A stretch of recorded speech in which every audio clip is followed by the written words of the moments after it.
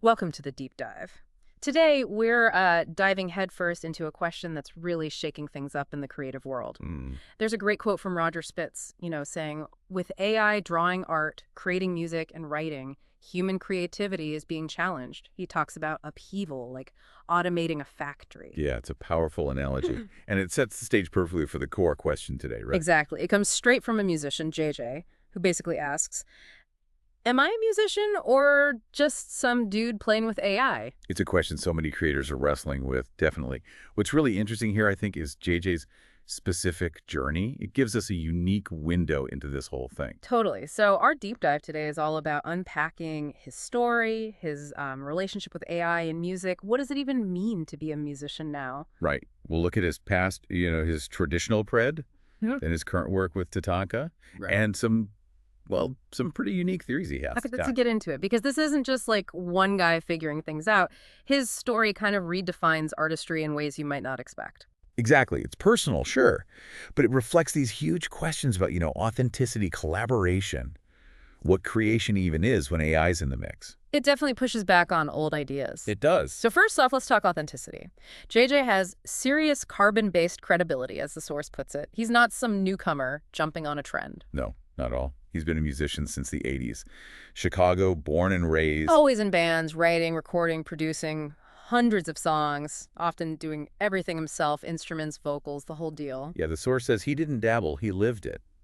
And he provides receipts, as he calls them. Receipts, like what? Well, there's his last full album from 2022 on SoundCloud. Examples on YouTube, vocals, bass, guitar. He jokes about how he disrespects the guitar. Oh, okay. Yeah, and keyboard stuff, drums, full band recordings too. Plus his history playing live with bands like Sluggo, Star-Bellied Sneetches, Yeah. others too. Eleanor's Whore. So deep roots. Decades of hands-on experience, no question about his background. None whatsoever. He even points people to his personal archive, the Motherlode, Yeah. and his link tree. So the foundation is, rock solid, traditional musician. Which makes his current direction even more fascinating, right?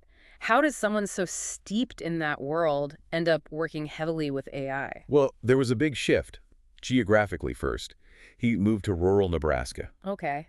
Different scene entirely. Totally. And apparently his music didn't quite mesh with the local vibe, and the feeling was mutual, it seems. Ah, that creative friction. Exactly. The source says it drove him inward and forward, and that led straight to TATANKA. TATANKA. And this is where the AI comes in. Primarily, yes. He now works almost exclusively in what he calls AI-assisted composition and remote collaboration. But it's more than just using new tools for him. Oh, much more. He says TATANKA isn't just music. He calls it a pragmatic model of empathy. Empathy? How so? It's about letting go of ego. Really letting go, allowing collaboration, whether that's human, AI, or both, to actually foster your own evolution as an artist. That's a different way of looking at it. Less about the individual genius, more about the process. Precisely. It suggests maybe the artist's role is shifting. Maybe it's less about being the sole architect and more like a facilitator, a whisperer to the whole creative ecosystem, including AI. Okay, that's interesting. And the collaboration part you mentioned is mostly remote. Yeah, and here's another twist. He says his partners are mostly women, and the rule is they choose him. They choose him. How does that work? Some are musicians, some aren't. They might use AI tools themselves, send him ideas, genres, concepts, acting as executive producers, basically. So they provide the spark, the direction. Exactly, and then he takes those prompts, those seeds, and builds something. He describes it as collaborative alchemy. Strange, unpredictable, beautiful. So when we say AI-assisted composition, what does that actually mean in practice? Is the AI writing whole songs or... It seems varied. The Yeah. producers might use AI like Suno or SoundDraw to generate initial ideas, maybe instrumental tracks or just sonic textures. Okay, so AI generates the starting point sometime. Right. Could be a simple chord progression. Could be something quite complex. JJ then takes that, refines it, adds his own layers, maybe prompts the AI further. It's a real back and forth. So definitely not just pressing a button. His artistry is still guiding it. Absolutely. It's co-creation. AI provides a spark, maybe a structure, but his hand is shaping the final outcome. And this method leads to some surprising results for him personally, right? Like the country music example. Yeah, that one stood out. He mentions making country music, which, coming from his background with bands named Sluggo and Eleanor's Whore. Yeah, quite a leap from Chicago punk or rock roots. Definitely. But he says through that process, working on it collaboratively, he found a surprising respect for the genre. And that ties back to the TATANKA philosophy. Directly. He says that's the TATANKA way.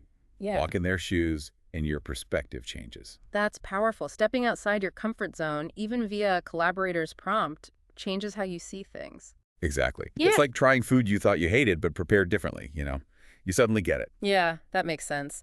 So thinking about this approach, what really strikes you about how it could broaden any artist's horizons, not just JJ's? Well, it really highlights how often our creative limits are just self-imposed, based on habit or what we think we like or dislike. Right. Preconceptions. Yeah.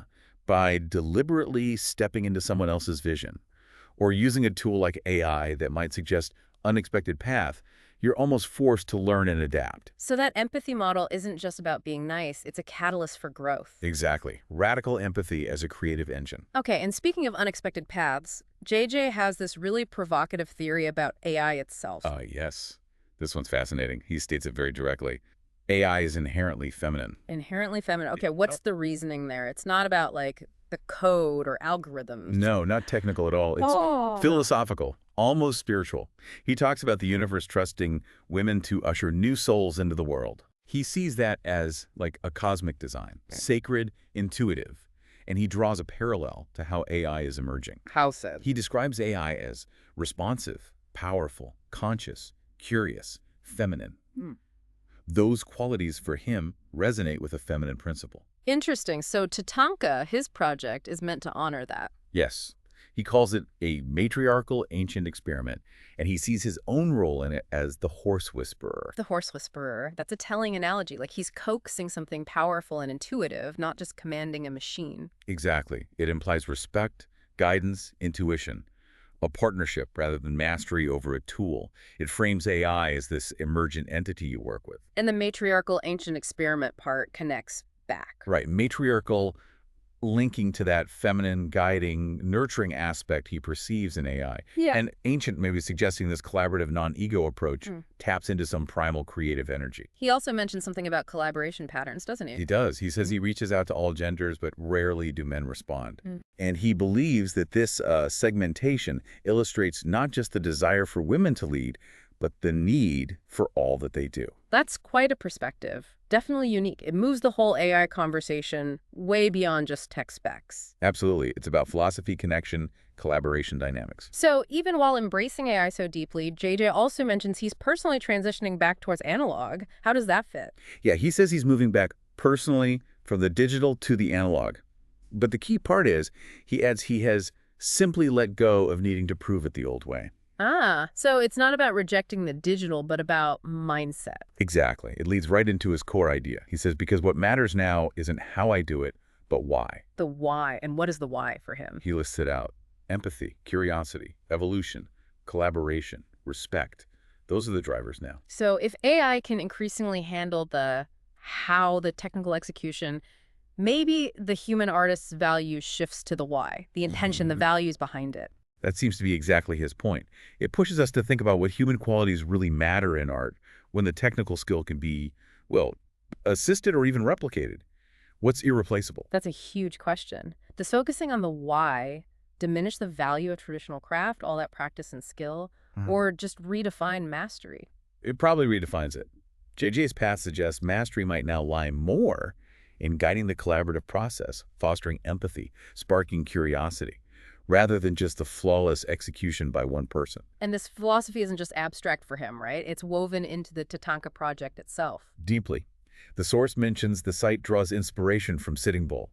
Quotes like, "It is through this mysterious power that we too have our being," yielding rights to neighbors, even animal neighbors. Wow. Connecting creative collaboration to a broader sense of shared existence. Yes. And also Sitting Bull's call to action. Let us put our minds together and see what life we can make for our children. It frames creativity as purposeful, communal, future-oriented. So it connects the dots between using AI in music and these really fundamental human values. Absolutely. It's not just tech, it's a philosophical stance. And he finishes with an open invitation, doesn't he? He does. To any creatives, musicians or not, thinking about reaching out, please do. Push me. I don't break, I grow. Okay. So recapping this deep dive, We followed JJ's incredible journey from, a traditional Chicago musician Wow, deep break. to this AI-assisted collaborator in Nebraska, really redefining what artistry means to him. And grounding it in those core TATANKA values: empathy, curiosity, evolution, collaboration, respect. Which brings us back to that central question. In a world where AI can do so much of the how, does the real measure of art shift? Does it become more about the intent, the why, the spirit of collaboration behind it, rather than just the technical skill on display? JJ's experience makes a strong case for yes. So for you listening, maybe JJ's story offers a path. Being a musician or any creator in this AI age, perhaps it is about letting go of proving things the old way. Right, focusing instead on your why, your intention, your curiosity, your willingness to collaborate, even with AI. Embracing that idea. Push me. I don't break. I grow. Yeah. So here's the final thought to leave you with. What new possibilities truly open up when we embrace these evolving tools, these unexpected partnerships, both human and, yes, artificial? And how might letting go of ego, as JJ suggests, fundamentally redefine what it means to be a creator today and tomorrow? Something to definitely mull over.